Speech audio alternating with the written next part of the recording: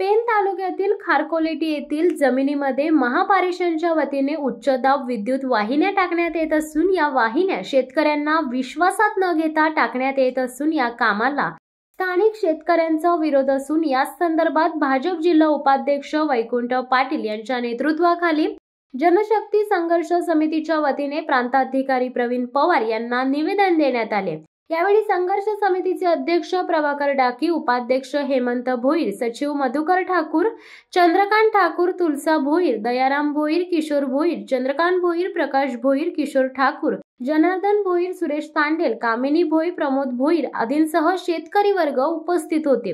यावेळी बोलताना वैकुंठ पाटील यांनी सांगितले की कांसई ते वडखळ टाकण्यात येणाऱ्या उच्चदाब विद्युत वाहिनीच्या टॉवरचे काम चालू असून या कामाला शेतकऱ्यांनी विरोध दर्शवला असून यामुळे शेतकऱ्यांचे अपरिमित नुकसान होणार आहे। टॉवर लाईन टाकायला विरोध नसून नदीच्या बाजूने ही लाईन टाकण्यात यावी। यामुळे महापारेषण विभागाने हे काम तातडीने बंद करून प्रथम शेतकऱ्यांना विश्वासात घ्यावे। याबाबत प्रांताधिकाऱ्यांनी संबंधित अधिकाऱ्यांना बोलावून बैठक लावण्यात यावी अशी मागणी करण्यात आली असल्याचे त्यांनी सांगितले। आमचा टॉवर लाईनीला विरोध असून यामुळे शेतकऱ्यांच्या शेतीचे नुकसान होणार असून भविष्यात जमिनीचे मूल्यांकन कमी होणार आहे असे यावेळी संघर्ष समितीचे अध्यक्ष प्रभाकर डाकी यांनी सांगितले। प्रांताधिकारी प्रवीण पवार यांनी या कामाविषयी चौकशी करून संबंधित अधिकाऱ्यांना बोलावून बैठक लावण्यात येईल असे सांगितले। कांसई ते वडखळ या भागामध्ये टॉवरचं काम चालू आहे।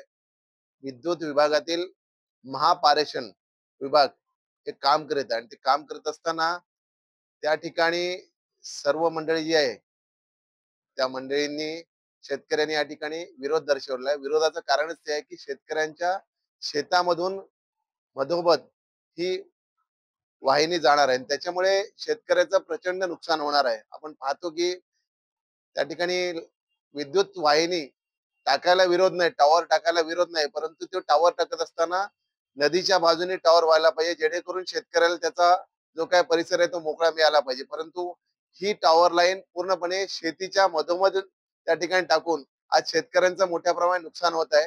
आज या गोरगरीब शेतकरी जनतेला कोणी वाली उरलेलं नाहीये आणि अशा परिस्थितीमध्ये महापारेषण विभागाने त्या ठिकाणी तातडीने हे काम बंद केलं पाहिजे आणि हे काम बंद करून शेतकऱ्यांच्या ज्या काही समस्या आहेत ते समजून घ्यायला पाहिजे।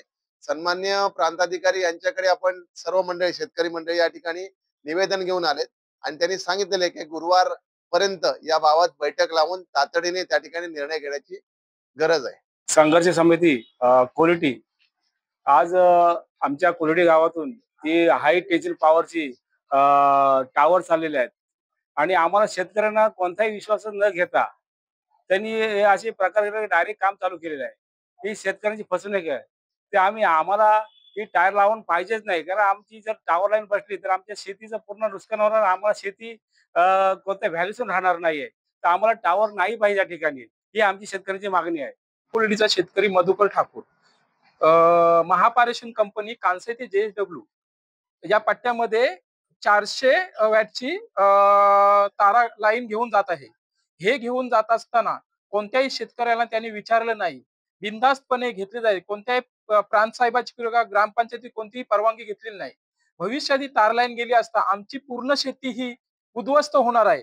म्हणून मी या मीडियाला माझं एकच सांगणे आहे की आमचा ह्या टॉवर लाईनला पूर्णपणे विरुद्ध आहे, कारण आमचं पूर्ण भविष्य हे पूर्णपणे धोक्यात आहे। शिवसत्ता टाइम्स न्यूज ब्युरो, पेन। दे धडक बेधडक वृत्त देणाऱ्या आपल्या शिवसत्ता टाइम्स न्यूज चॅनलला लाल बटन दाबून सबस्क्राईब करा आणि बेल आयकॉनला क्लिक करायला विसरू नका।